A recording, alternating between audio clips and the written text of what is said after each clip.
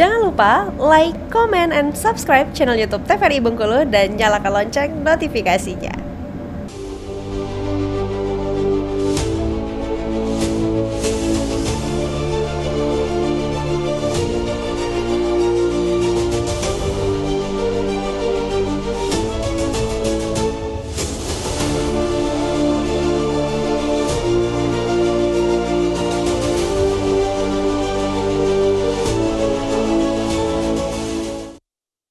Ya pemirsa, Anda kembali menyaksikan Berendo Spesial Pilkada dan kita masih bersama dengan Bapak Sumardi, Ketua Tim Pemenangan pasangan Rohidin Meriani, nomor urut 2 nih ya Bapak ya. Kita sudah membahas tadi berkaitan dengan penyampaian visi dan misi. Kita sampai pada titik tadi pembahasan mengenai Bengkulu akan dijadikan sebagai tujuan destinasi wisata yang ada di skala nasional. Ya, salah satu pengungkit agar tingkat kemiskinan dan pengangguran terbuka itu berkurang, salah satu ya.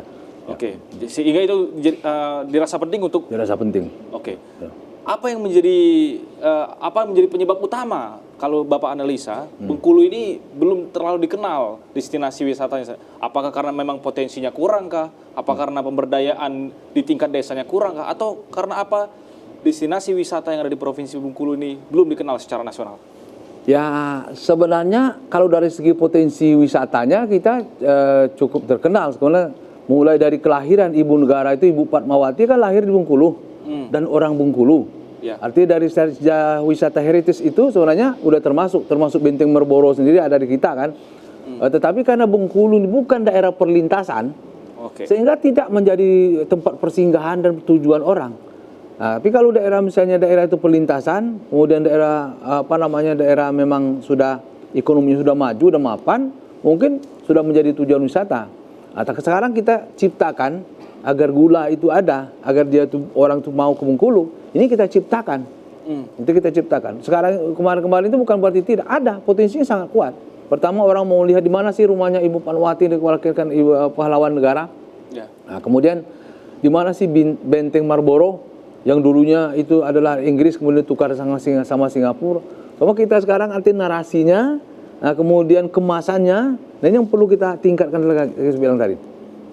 Dan ingat saya ulang sekali lagi, yang namanya pariwisata sepanjang negara-negara bangsa aman dan tidak terjadi kolaps ekonomi secara global, maka pariwisata itu selalu akan menjadi pembangkit ekonomi yang paling utama. Di samping itu juga artinya dalam keadaan sulit itu baru UMKM yang mendukung. Ya. Kita COVID aja yang masih bisa bertahan apa? UMKM kan. Ya. Nah itu UMKM tetap menjadi fokus dari pasangan gubernur itu Pak Rohidin sama Ibu Meriani. Dan kemungkinan nanti yang akan ditugaskan secara khusus menangani UMKM itu adalah Ibu Meriani karena beliau latar belakangnya dari pengusaha.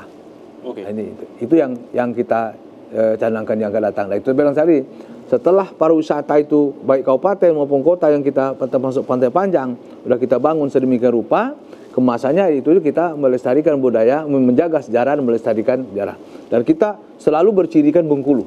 Jadi kapan-kapan kita tetap bercirikan Bengkulu.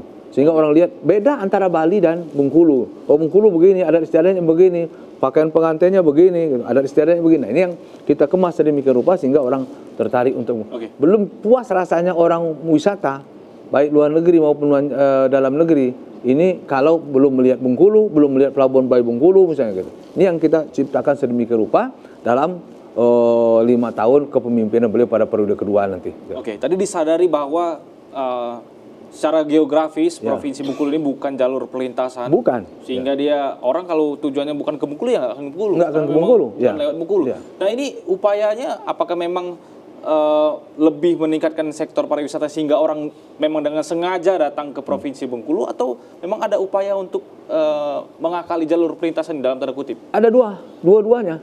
Yang artinya supaya kita itu menjadi orang lewat ke Bengkulu, makanya kita lewat peningkatan kualitas dari Bandara Bengkulu itu sendiri, walaupun jaraknya hanya 50 menit itu, hanya 55 menit dari Bengkulu ke Jakarta Bengkulu. Itu pertama. Yang kedua kali sebenarnya kalau dari segi untung rugi, tol itu pasti tidak akan beruntung dalam jangka 20 tahun ke depan kan.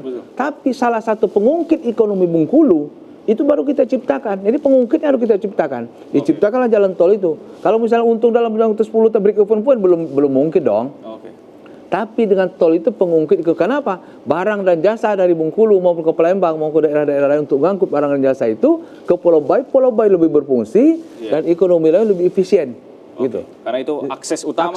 Makanya kita bilang dari program kita aksesibilitas antar daerah. Oke. Itu dia. Dan konektivitas antar daerah. Semakin menarik, kita harus jeda terlebih dahulu. Kita akan bahas di segmen berikutnya. Romer, ya. Oke. Pemirsa jangan kemana-mana, tetap di Berendo TVRI Bengkulu.